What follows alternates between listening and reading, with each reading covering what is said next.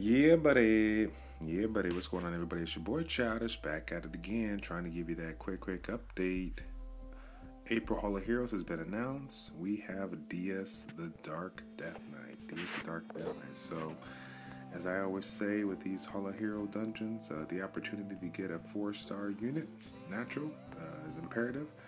But the opportunity to get a light or dark unit is something that you just have to strive for, even if you can only clear B1. So, big unit. We definitely need to get it. It's time to jump on it, get to it, be about it. It's like I always say. So, let's go over this unit here. Let's talk about the reasons as to, other reasons to, go about getting this unit. But let's go ahead and go over its stats here. So, Deadly Blow, similar to all the other Death Knights, has the ability to decrease the HP recovery of the unit for 50% chance on 2 turns. You got the check and destroy, similar to Fedora's attack. That attacks 2 times and weakens the attack power defense for 2 turns with a 50% chance. Damage is proportionate to the max HP. And then what makes this guy unique is he has the ability to receive a lower amount of critical hit by 50%, and also does it for his allies, but the allies amount is not that high, only 15%. And then in addition to that, this doesn't stack up with other damage reduction effects. So when I think about that, I look at Darien. Where's Darien? Right, he kind of has the other skill here that has a damage reduction effect. So from what Comtois is saying, that the combination of the damage mitigation and the ability to reduce critical hit will not stack, if I'm reading these two correctly. So as far as why this needs to be a staple in your thing, even if you don't really have a spot for him right now. As I already stated, a light and dark 4-star unit. This is a rare opportunity. It comes around once every 4 to 5 months, technically, because the next 3 months are going to be water, wind, and fire, respectively. And so we don't get the opportunity to get units like these, and we should always save 4-star naturals, let alone 4-star light and dark naturals when we get them. What makes this unit, in my opinion, imperative to get is if you are currently at a point where you can't get the fodder or don't have the ability to farm the 5-star Ifrit, the Dark Ifrit. What this is going to provide for your arena offense, I guess you could say the arena defense, but I think more so the arena offense as well as the Guild Wars offense, is the ability to bring a dark unit to force the light units on the arena defense, Amon, Bella, and Darien, to attack you. So why is this imperative? Because as you guys know, this is the number one thing that I'm sure other people are going to comment on, and that's what makes the Dark Ifrit.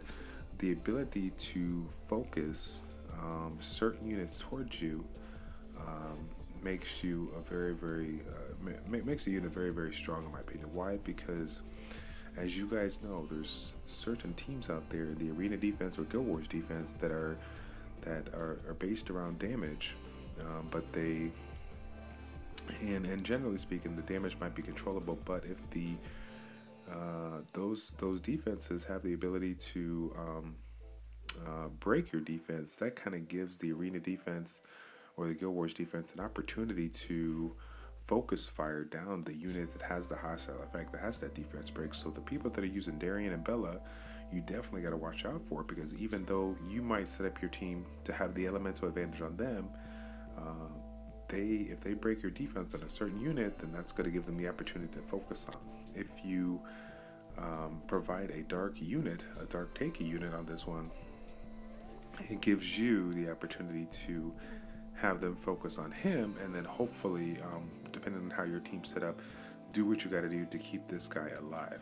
Okay, and so what is nice about the fact that you're focusing on him is, even though the defense might be broken for however long you have, hopefully you have immunity or hope you have a way of removing the effect, you have the ability to reduce the critical hit by 50%. So even though the defense is broken, the people that are set up to do rage play, this and that, whatever, they're not going to be able to do their full potential of damage because you have the ability to reduce the chances of critically hit by 50%. So the combination of focus firing their light units to your dark unit and then reducing the critical hit is huge.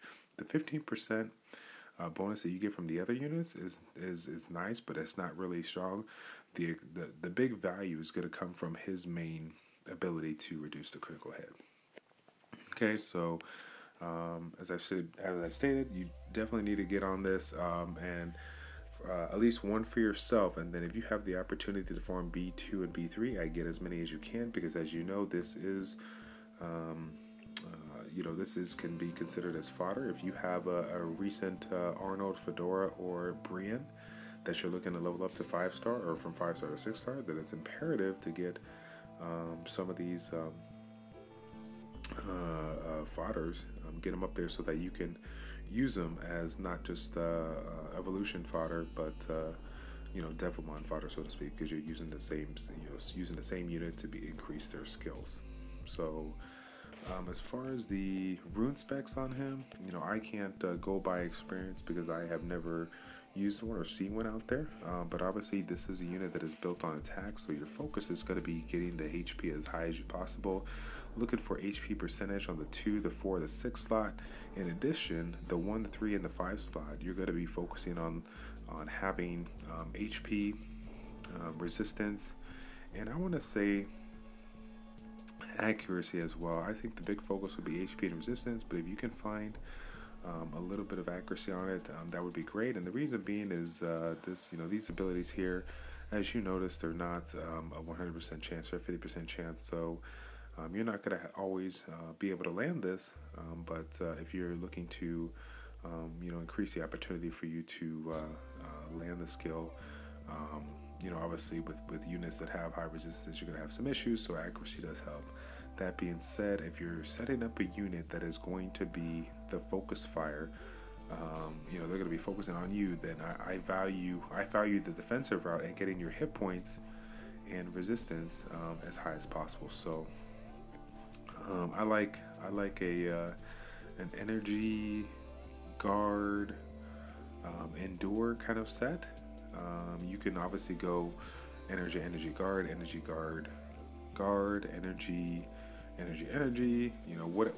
whatever rune specs you have to do to get the hit point percentage, whatever ones you got to do, that's what I do. So if I look at my runes right now and I say, okay, the only runes that I got in the 2, 4, 6 are guard runes, they're all HP percentage 11%, then you best believe I'm going to put those runes on, because I need to get his hit points as high as possible. It does me no good to put an energy set on to try to get an increase in 15% from a subset when the rune is a 4-star rune that maxes out at whatever the 43 or whatever that it maxes out versus 63 on the 6-star max. So get the best runes that provide the most amount of hit points. Look for those filler runes, regardless of what rune sets there are, and get to it.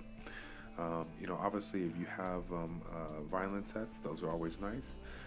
You could make a reason for the spare set, but the thing is, there is no AoE here, so you're not going to get the full value of units utilizing damage-based AoE. So I personally like either the combination of energy, guard, revenge, or endure. Again, the shields and some of the newer runes, the wills, those are nice, but they're temporary. They last only for 1 turn or 2 turns, however, whichever runes that you're using, and then it's kind of out. It's kind of done. You can also make a reason for Nemesis, because if the unit is being focused down, he's going to get attacked a lot, and when he loses health, you're going to be able to get your attack gauge increased. That being said, that is, to me, those are secondaries again into the primary ones. Energy, guard, revenge is nice, and endure is nice. And then of course, I like HP again across the board. All right, so let's go ahead and cut it off right there, guys. I appreciate your support.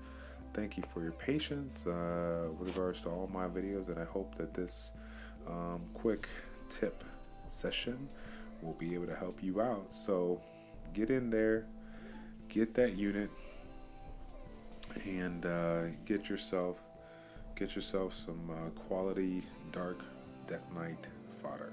All right, that's it, guys. It's your boy Childish with ChildishPlays checking out. Take care. We'll see you next time.